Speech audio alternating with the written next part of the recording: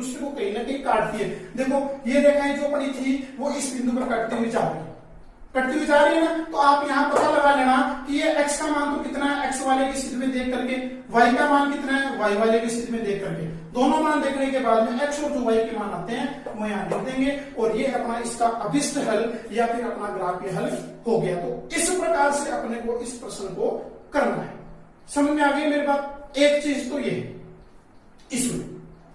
अब इसी प्रश्न में मैं आपको एक चीज और बता देता हूं जो आगे वाले प्रश्न में आएगी। उसमें वो क्या कहता है, वो ये कह रहा है कि निम्न समीकरणों को आलेखीय विधि से हल कीजिए एवं उन बिंदुओं के निर्देशांक बताइए जो रेखाएं y एक्स को कहां पर काटती है। ऐसा प्रश्न दे रखा आगे कि ये जो ग्राफीय हल था वो तो निकालना ही है और निकालने के बाद में ये दोनों रेखाएं y एक्स को कहां पर काटती है तो ये बताओ। तो देखो उस प्रश्न में आपको क्या करना है, दोनों समीकरण लिखने ही है, प्रकृति नहीं पूछी है तो नहीं बतानी है, सीधा ग्राफीय हल जैसा अपन ने आज शुरू किया ग्राफीय हल निकालना है। दोनों के 3-3 मान निकाल लेने हैं, 3-3 मान निकालने के बाद में इनको निरूपित करना है और इस प्रकार से ग्राफ प्राप्त करना है। ग्राफ प्राप्त कर लोगे जहां पर दोनों कटेगी वो x और y के मान हो जाएंगे। ठीक है, x और y के मान हो गए तो वो तो हो गया उसका ग्राफीय हल। अब उसमें एक नई चीज और पूछ ली।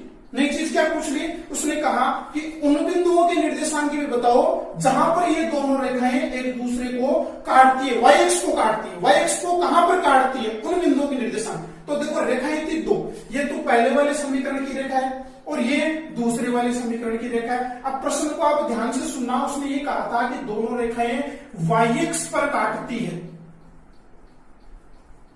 अब y एक्स पर काटने का मतलब है कि आपको ये दोनों रेखाएं ढूंढनी है कि ये y एक्स को कहां जाकर के टच कर रही है। जैसे ये पहले वाले समीकरण की रेखा है, ये रेखा इधर से आती हुई ये पहले तो यहाँ टच कर रही थी पर यहाँ तो ये y एक्स नहीं थी। कौन सी एक्स आ गई, x एक्स। प्रश्न में क्या पूछा था, y एक्स। तो आगे चलो, आगे जब अपन जाते हैं तो ये y एक्स को यहाँ टच कर रही है। आप ग्राफ पेपर में देख लेना आराम से, आपको साफ बिंदु मिलेगा, छोटे छोटे पॉइंटों में भी रहता है तो आप काउंट कर लेना कि कहाँ टच कर रही है।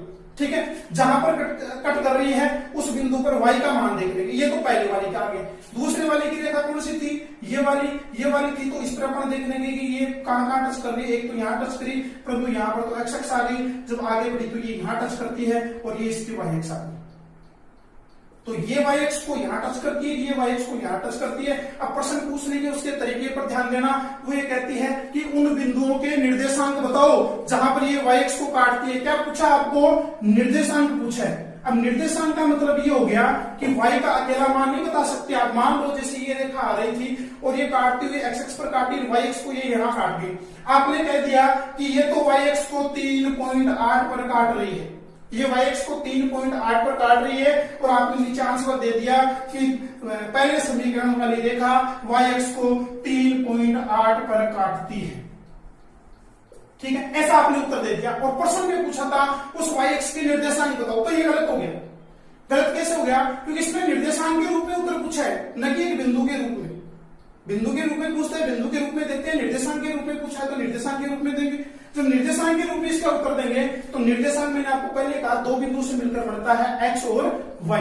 पहले x का मान लिखा जाता है फिर y का मान लिखा जाता है। अब x का मान जब वो y x की बात कर रहा है तो x का तो मैटर ही खत्म हो गया, x पर तो जाना ही नहीं है। अब जाना ही नहीं है तो x की जगह लिखे क्या, जब x का मान है ही नहीं तो उसकी जगह कितना लिखेंगे, 0।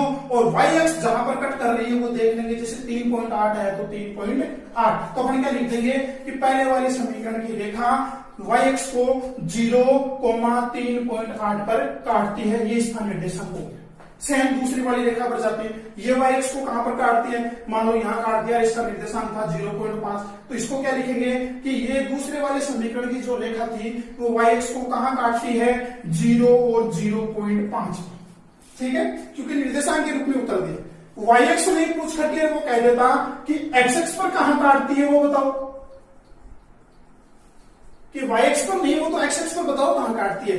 तो ये पहले वाली रेखा थी, ये x एक्स पर यहां काट रही थी, ये दूसरी वाली रेखा है, ये x एक्स को यहां पर काट रही। तो x एक्स के निर्देशांक देख लेंगे, जैसे पहले वाली रेखा कहां पर काट रही है, 2 पर। अब बात x एक्स की हो गई। अब x एक्स की हो गई मतलब अपने को y पर तो जाना ही नहीं, y पर तो अपने को जाना ही नहीं है। तो बिंदु के निर्देशांक कितने मिलेंगे, 2 और 0, क्योंकि पहले x का मान लिखा जाता है। देखो यहां जब y एक्स का पूछा गया था तो भी अपन ने पहले x का मान लिखा नहीं था तो क्या था, 0 लिख दिया। अब इस बार एक्स एक्स पर पूछा है तो x का मान 2 y का मान 0। सेम टू सेम काम अपन इस दूसरे के लिए कर देंगे। यह कहां टच कर रही थी, मान लो 1 पर कर रही है, तो इस बिंदु के निर्देशांक 1 और 0। इस प्रकार से अपने को पता लगाना था।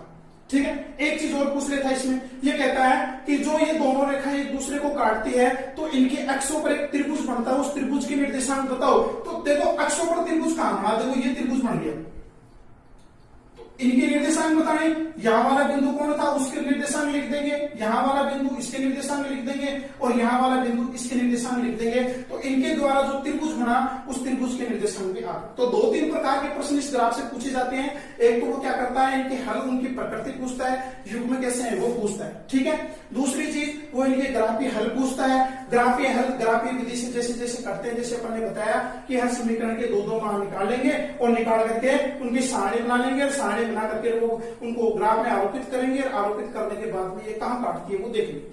ठीक है, उसके बाद में ये तो होगी इनकी कॉमन चीजें। फिर इनमें वो थोड़ा सा अलग जोड़ के पूछता है कि बताइए y-x को कहां काटती है, तो मैंने बता दिया y-x को।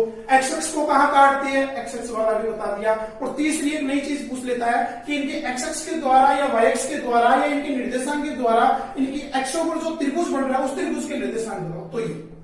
तो ये जो आपकी 4.1 प्रश्नावली थी उसमें इतने प्रकार के प्रश्न थे।